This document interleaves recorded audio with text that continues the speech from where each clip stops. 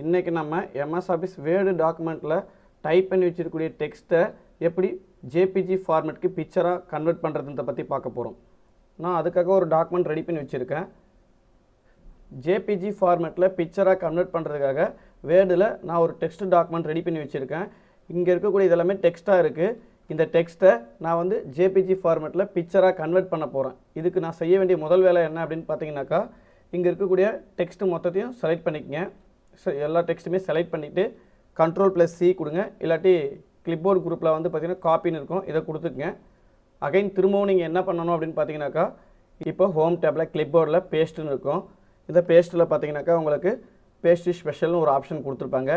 இந்த பேஸ்ட்டு ஸ்பெஷல்ன்ற ஆப்ஷனை கிளிக் பண்ணிக்கங்க. கிளிக் பண்ணிங்கன்னா உங்களுக்கு ஒரு டயலாக் பாக்ஸ் ஓப்பன் ஆகும். இதில் பேஸ்ட்டுன்ற ஆப்ஷனை செலக்ட் பண்ணிக்கங்க. அடுத்தது வந்து பார்த்திங்கனாக்கா இந்த இடத்துல பிக்சர் என்ஹான்ஸ்டு மெட்டா ஃபைல்ஸ்னு இருக்கும், இதை செலக்ட் பண்ணிட்டு ஓகே கொடுங்க. இப்போ உங்கள் டெக்ஸ்ட்டை நீங்கள் கிளிக் பண்ணிங்கனாக்கா அது உங்களுக்கு பிக்சர் ஃபார்மேட்டில் தான் செலக்ட் ஆகும்.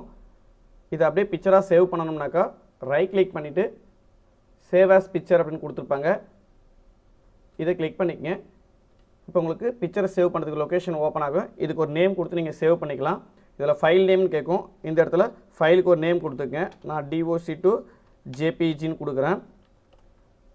இப்போ சேவ்ன்ற பட்டனை கிளிக் பண்ண உடனே எனக்கு அந்த ஃபைல் வந்து பார்த்தீங்கன்னா சேவ் ஆகிட்டு இருக்கும். இப்போ நான் நியூ டாக்குமெண்ட் எடுத்துக்கிறேன்.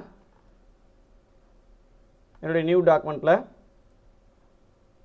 நான் சேவ் பண்ண பிக்சரை கொண்டு வந்து இன்சர்ட் பண்ணுறதுக்காக இன்சர்ட்டில் பிக்சரில் நான் சேவ் பண்ண ஃபைல் நேமோட எனக்கு வந்து பார்த்தீங்கன்னா பிக்சரோட லொக்கேஷன் இந்த இடத்துல வந்திருக்கும். நான் கொடுத்த ஃபைல் நேமை செலக்ட் பண்ணிவிட்டு இன்சர்ட்னு கொடுத்தனாக்கா இப்போ என் ஃபைலில் வந்து பார்த்தீங்கன்னாக்கா அந்த பிக்சர் வந்து பார்த்தீங்கன்னா ஆட் ஆகிட்டு இருக்கும்.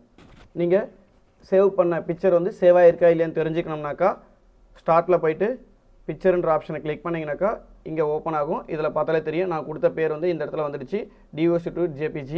இது நான் கொடுத்த பிக்சருடைய நேம்.